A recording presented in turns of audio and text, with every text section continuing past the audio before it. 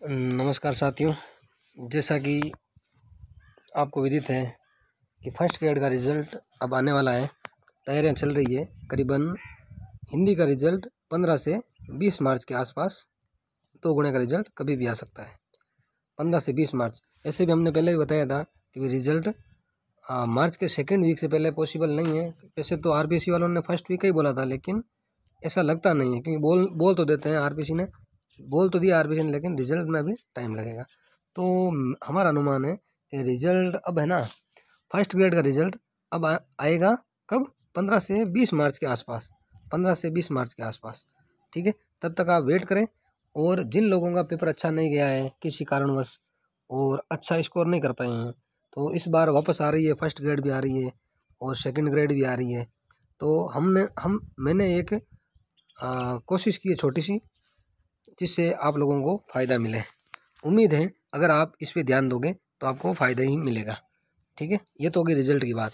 अब हम एक इसी चैनल पे एक कोई श्रृंखला शुरू करेंगे ओल्ड पेपरों की, हिंदी के। आज तक जितने भी पेपर हुए ना हिंदी के, जैसे चाहे फर्स्ट ग्रेड का हुआ है, चाहे फर्स्ट का हुआ है, या चाहे सेकंड ग्रेड का हुआ है, या सेट का हुआ है, मतलब राजस्थान में जितने पेपर आरपीसी ने करवाए हैं, और सेट अभी जो और होगा मार्च में, उस पेपर का भी हम यहाँ सॉल्यूशन करेंगे। तो सबसे पहले हमारा प्रोग्राम क्या रहेगा कि हम सबसे पहले तो सारे पेपर है ना, जितने भी आज तक पेपर हुए ना, सारे पेपरों का सॉल्यूशन करेंगे यूट्यूब पे, ठीक है। फिर क्या करेंगे, देखो, पहले फर्स्ट ग्रेड हो गया, सेकंड ग्रेड हो गया, या सेट हो गया, या ऐसे कर लेंगे भाई जिस साल में जो हुआ। जैसे 2022 से शुरू कर लेंगे हम यहीं से कि भाई 2022 में फर्स्ट ग्रेड का हुआ, इसका सॉल्यूशन कर लिया, सेकंड ग्रेड का कर लिया, और सेट होगा तो सेट का कर लेंगे। उसके बाद 2021 पे आ जाएंगे, उसमें कोई पेपर हुआ है तो उसका कर लेंगे, 21 में नहीं हुआ तो 20 वाले में कर लेंगे। मतलब जैसे भी जो पेपर हुए हैं उनका धीरे धीरे हम सोल्यूशन करेंगे। फिर हम क्या करेंगे, जो ये पेपर हम सोल्व करेंगे ना, इन्हीं पेपरों का टॉपिक वाइज जो पेपर सोल्व करेंगे, इन्हीं पेपरों का टॉपिक वाइज वापस सोल्यूशन करेंगे। टॉपिक वाइज, जैसे आदिकाल के कितने क्वेश्चन आज तक आए हैं, भक्ति काल के कितने आए हैं, ठीक है, काव्य शास्त्र के किस टॉपिक से कितने आए हैं, रस से कितने आए हैं, छंद से कितने आए हैं, अलंकार से कितने आए हैं, उन पे हम एनालिसिस करेंगे अच्छे से। और साथ में जो 3 ऑप्शन होते हैं ना, ABCD, ठीक है, मान लो ये तो सही है, 3 ऑप्शन ये है ना, इसमें क्या है, ये क्यों गलत है, इस पर भी हम निष्कर्ष निकालेंगे जब हम टॉपिक वाइज बात करेंगे तब, ठीक है। तो एक बार तो हम पेपर करेंगे और साथ साथ में इस समय भी आपको बताएंगे, वो बात नहीं है, लेकिन जब हम टॉपिक वाइज करेंगे तब एकदम खुले रूप से करेंगे, ठीक है। और टॉपिक वाइज करेंगे उस टाइम एक चीज़ और करेंगे, जैसे NCERT की बुक है, उसमें कोई काम की कोटेशन दे रखी है, ठीक है, या कोटा ओपन की है VMO योगी, उसमें कोई अच्छी कोटेशन या परिभाषा या रचना दे रखी है, ठीक है, या इग्नू की किताब है, उसमें कुछ दे रखा है, वो चीज़ भी हम टॉपिक वाइज में साथ में शेड करते जाएंगे उस क्वेश्चन के हिसाब से कि भाई एग्जामिनर ने ये चीज़ इतने सालों में पूछी है, तो अब आगे एग्जामिनर कहाँ तक जा सकता है। कहने का मतलब यही है कि हम मेन चीज़ क्या करेंगे, पेपर एनालिसिस करेंगे अच्छे से। उम्मीद है अगर आप ये सब कुछ कर लेते हो मेरे साथ साथ, तो 100% आपका सिलेक्शन तो हो जाएगा, सिलेक्शन आराम से हो जाएगा, ठीक है। रही बात कि अगर आपको टॉप रैंक लानी है, तो फिर आपको थोड़ा सा अंदर जाना पड़ेगा, ज़्यादा नहीं, थोड़ा सा, क्योंकि हम यहाँ जो बात करेंगे ना, वहाँ तक आप टॉप 100 या 200 तक तो आ जाओगे आप इस मैटर से, कि हमें टॉप ही करना है, पहली रैंक पे आना है, तब आपको थोड़ा अंदर जाना पड़ेगा। इसके लिए अगर आप इंटरेस्टेड होंगे तो हम वही मैटर, सारा मैटर भी यहाँ करवा देंगे। भाई देखो, आप कितना याद कर पाते हो, कितना याद रख पाते हो, वो आप पे डिपेंड करेगा। वैसे हम इतना कंटेंट भी आपको नहीं देंगे कि आपको पढ़ने में मुसीबत हो जाए। देखो, बिल्कुल कम मैटर, वैसे पेपर तो बहुत ज़्यादा है आपको बताइए, लेकिन हम उन्हें टॉपिक वाइज जब सेट करेंगे ना, तो 100-150 मतलब पेज में सारा मैटर सेट हो जाएगा। एक बार तो आपको ज़्यादा लगेगा, क्योंकि बिखरा हुआ चीज़ होती है ना, तो वो बहुत ज़्यादा लगती है, जब हम समेटते हैं ना तो थोड़ी सी हो जाती है। तो आपको ये चीज़ थोड़ी देखनी पड़ेगी। लेकिन इस बार इसमें आपको क्या करना पड़ेगा कि आपको, अगर आप यहाँ से पढ़ रहे हो, तो हमारे कंटेंट पे आपको भरोसा करना पड़ेगा, ठीक है, भरोसा तो करना ही पड़ेगा। अगर आपको हमारे कंटेंट पे भरोसा नहीं है तो पढ़ने का कोई औचित्य है नहीं। अगर आप इस कंटेंट पे भरोसा कर लोगे, बाकी गारंटी सिलेक्शन की मेरी है, ठीक है।